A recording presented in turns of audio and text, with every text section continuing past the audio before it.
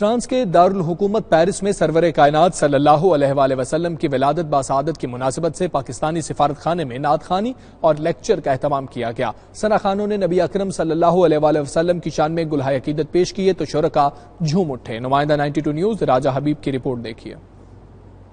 تجھ سا کوئی نہیں، تجھ سا کوئی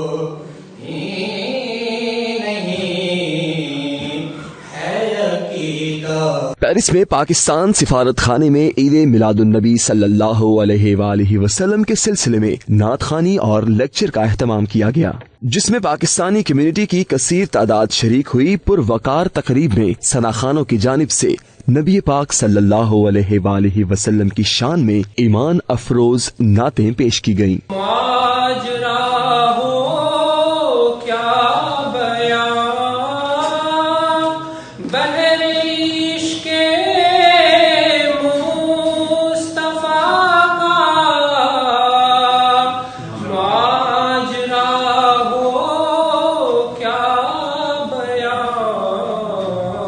مذہبی اسکالر پروفیسر غلام سرور قریشی اور دیگر کا کہنا تھا کہ حضور صلی اللہ علیہ وآلہ وسلم نے اپنی حیات طیبہ میں جرت، سخاوت، سادگی، قربانی اور اعلیٰ حکمت عملی کو اپنائے رکھا۔ آپ صلی اللہ علیہ وآلہ وسلم کے نقش قدم پر چلتے ہوئے انسان صبر و تحمل، پرہیزگاری اور معاشرے میں پیار اور محبت بانٹ سکتا ہے۔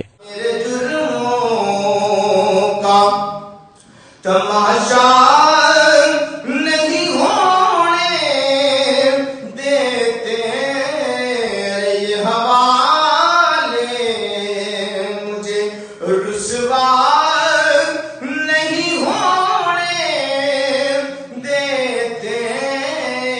پاکستانی سفیر معین الحق نے اپنے خطاب میں کہا کہ نبی آخر الزماں حضرت محمد مصطفیٰ صلی اللہ علیہ وآلہ وسلم کی زندگی اور تعلیمات پوری انسانیت کے لیے مشعل راہ ہے۔ محفل میلاد کے اختتام پر پاکستان میں امن، ترقی اور خوشحالی کے لیے خصوصی دعائیں کی گئیں۔